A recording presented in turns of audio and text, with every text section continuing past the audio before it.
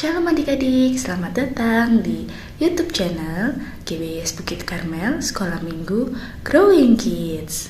Adik-adik, sebelum ibadah kita mulai, yuk sama-sama kita lipat tangan, tutup mata, kita berdoa. Bapa di dalam surga, terima kasih karena Engkau telah memberkati kami sepanjang hari ini. Terima kasih karena Engkau telah memberikan kami kesehatan sehingga kami dapat berkumpul untuk melaksanakan ibadah sekolah minggu via YouTube. Tuhan, kiranya Engkau juga memberkati keluarga kami yang sedang mengalami sakit penyakit. Kiranya Engkau menjamah tubuh mereka. Tuhan, Engkau juga memberkati ibadah hari ini. Kiranya Engkau memberkati cici-cici atau koko-koko yang akan membawakan puji-pujian dan firman-Mu. Kiranya Engkau mengurapi mereka supaya apa yang mereka sampaikan boleh dapat berbuah dalam hati adik-adik dan dibagikan kepada sesama. Terima kasih Bapa, kami serahkan doa ini ke dalam tangan-Mu. Hanya di dalam nama Tuhan Yesus Kristus kami sudah berdoa dan mengucap syukur. Haleluya. Amin. Nah, adik-adik, yuk sama-sama kita panggil yang akan membawakan puji-pujian hari ini. Adik-adik, baik lagi sama Cici Vela. Yuk, mari kita muji Tuhan dengan semangat.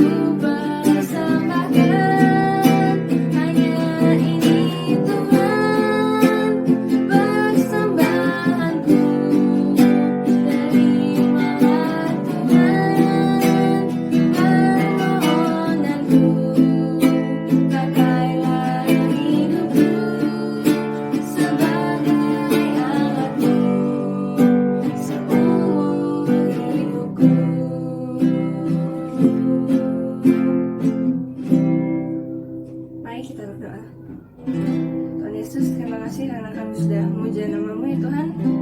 Dan sekarang kami ingin mendengarkan firman Tuhan. Berkati supaya firman Tuhan ini dapat tertanam dalam tubuh kami dan kami dapat melakukannya dalam kehidupan kami sehari-hari ya Tuhan. Dalam nama-Mu kami berdoa. Haleluya. Amin.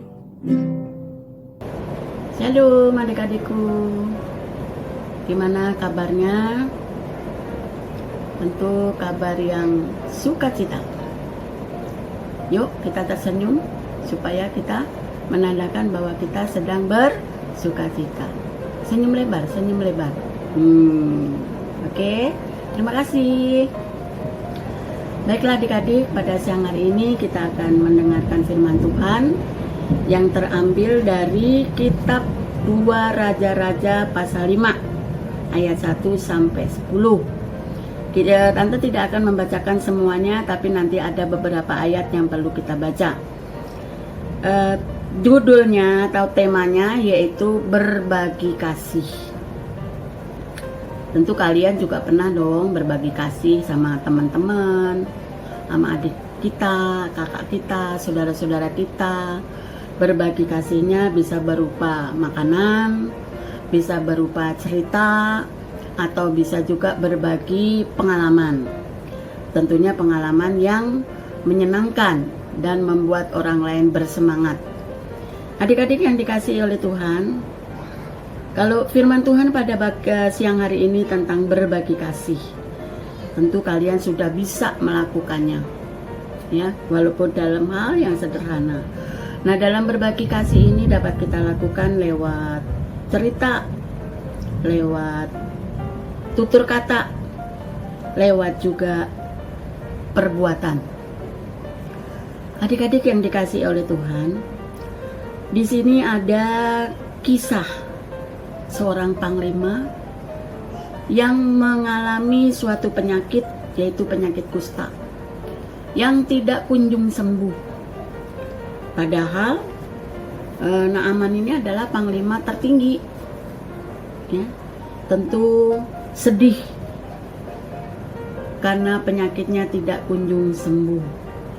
Nah, adik-adik mau tahu bahwa di dalam keluarga Panglima Naaman ini ada seorang perempuan yang menjadi pembantu rumah tangganya.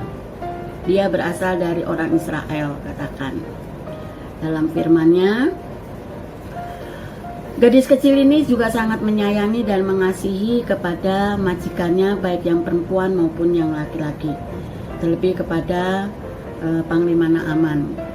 Dia begitu kasihan melihat penyakit yang diderita oleh Naaman. Lalu suatu ketika dia memberanikan diri untuk berbagi kasih, supaya panglimanya ini atau suami atau panglima ini mendapatkan belas kasih dari Tuhan. Lalu pembantunya ini mendekatkan dirinya kepada majikan perempuannya dan dia berkata, kita baca di ayat yang ketiga, berkatalah gadis itu kepada nyonyanya, sekiranya tuanku menghadap nabi yang ada di Samaria itu, maka tentulah nabi itu akan menyembuhkan dia dari penyakitnya. Nah, pembantunya ini memiliki kasih dan punya sesuatu yang perlu dibagi kepada Panglima Naaman ini, kepada majikan laki-lakinya. Kemudian setelah mendengarkan kata-kata dari pembantunya ini, maka istri atau permaisuri Naaman ini lalu menceritakannya kepadanya. Setelah didengar cerita itu, maka Panglima Naaman bersiap-siap diri untuk pergi ke Samaria menemui Nabi Elisa. Adik-adikku, betapa punya pengharapan besar Panglima Naaman ini untuk sembuh dari sakit. Dia bawa hadiah segala macam. Dan maksud kalau dia bisa menyembuhkan penyakitnya, dia akan memberikan hadiah. Dia bawa kereta kudanya, kemudian dia bawa para pengawalnya, pergi beramai-ramai untuk menuju Samaria, bertemu dengan seorang nabi, yaitu Nabi Elisa. Tidak lama kemudian sampailah mereka itu di tempat tinggal Nabi Elisa, dan dia sangat berharap, sangat berharap dia pulang nanti dia sembuh dari sakitnya. Tapi apa yang terjadi ketika sampai di rumah Nabi Elisa tidak menyongsong, tidak menyambut seperti ketika Panglima Naaman ini pergi menuju rumah Elisa. Elisa hanya berkata kepada pembantunya di ayat yang ke-10, Elisa menyuruh seorang suruhan kepadanya mengatakan, pergilah, mandi 7 kali dalam sungai Yordan, maka tubuhmu akan pulih kembali sehingga engkau menjadi tahir. Disitulah ternyata pengharapan Panglima Naaman ini tidak sesuai. Dia kecewa. Dia pergi mau kembali ke negerinya. Di tengah perjalanan, Tuhan mengutus dan mengurapi mulut salah seorang pengawalnya supaya mengingatkan. Lalu pengawal itu bilang begini, segampang katanya aja ya, Tuan kan cuma disuruh mandi, apa salahnya? Cobalah Tuan, ikuti kata-kata Nabi itu supaya Tuan sembuh dari sakit. Nah, lalu Naaman berpikir kembali, apa iya ya saya mesti balik? Apa iya saya mesti mandi di sungai Yordan? Sungai yang penuh dengan bau yang tidak sedap, katakan. Ya, akhirnya dia memutuskan, baik kita kembali langsung ke sungai Yordan. Setelah itu dia koyakkan bajunya, dia lepaskan bajunya, lalu dia nyebur alias mandi di sungai Yordan, menyelam.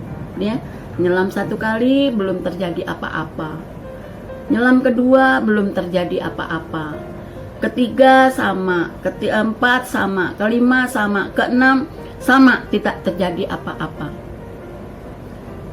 Kemudian yang ke-7 dia menyelam lagi. Begitu dia angkat tubuhnya dari air, ternyata mukjizat itu boleh terjadi. Mukjizat itu terjadi, sakit atau penyakit kustanya Naaman sudah luntur semuanya. Dan dia kembali bersih, kembali tahir, kembali suci. Begitu dia sukacita, mendapatkan kasih, ya. Dia mendapatkan kasih kepada orang-orang yang mengasihinya. Terlebih seorang yang dianggap sebagai pembantu yang telah menunjukkan kasihnya kepada Panglima ini sehingga mukjizat itu boleh terjadi. Dan kemudian adik-adik, tentu kalian juga pernah mengalami satu penyakit, ya. Selalu berpengharapan ingin sembuh, ya.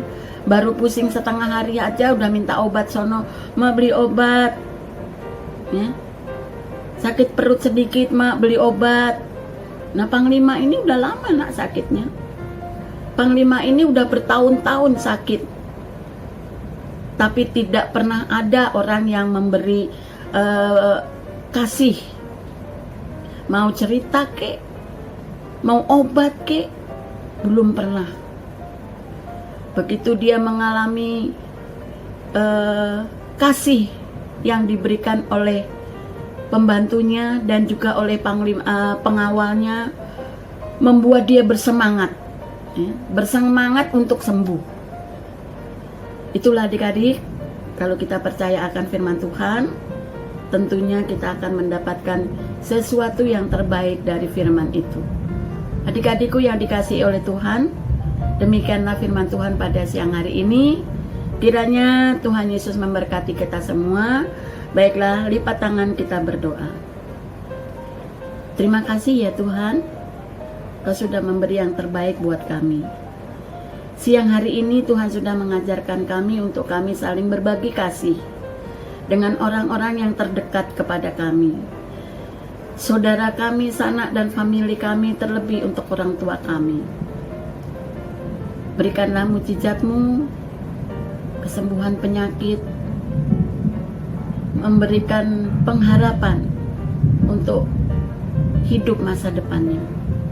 Untuk adik-adik, demikian juga Tuhan berkati mereka. Terima kasih Bapa. Di dalam nama Tuhan kami Yesus Kristus kami sudah mengucap syukur dan berdoa. Amin.